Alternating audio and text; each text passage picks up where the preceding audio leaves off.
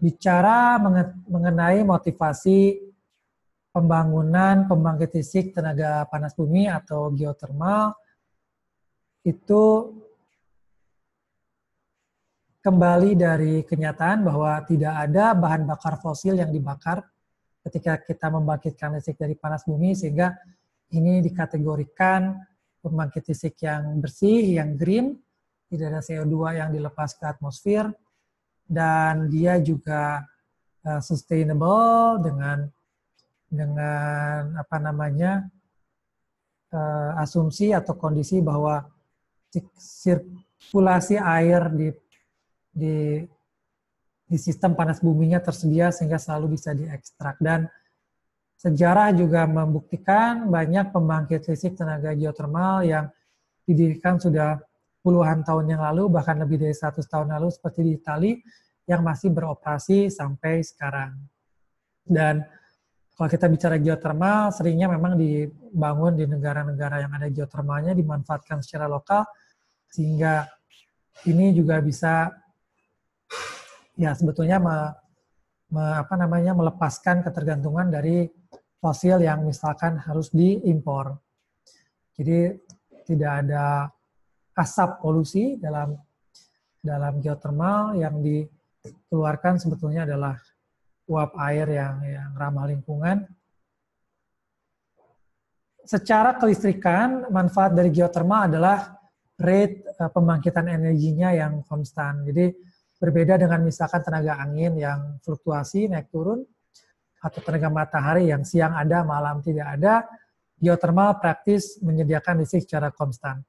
Jadi cocok untuk digunakan untuk base load atau beban dasar misalnya. Dan apa namanya, ini juga bisa dihasilkan dengan plant footprint ya, mungkin lebih ke footprint yang relatif kecil dibandingkan dengan misalkan solar atau wind yang perlu sebaran yang luas untuk menghasilkan listrik yang cukup besar, skala besar. Jadi dengan teknologi tersendiri bahkan bisa didesain geothermal cukup fleksibel untuk tingkatan tertentu, sehingga dia bisa ya dengan tingkatan tertentu mengkompensasi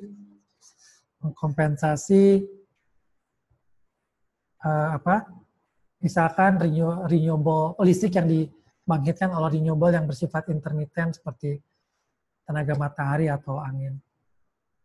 Nah, ini adalah peta di mana sumber panas bumi banyak terdapat atau berpotensi untuk dimanfaatkan. Iceland termasuk yang banyak, kemudian di Amerika pantai barat, di ini Ring of Fire ya, Jepang, Filipina, Indonesia juga termasuk yang bagus, Selandia Baru. Jadi sebetulnya kita punya banyak potensi untuk memanfaatkan geothermal untuk pembangkitan listrik. Tentu saja pembangunan geothermal perlu menghitung manfaat ekonominya. Jadi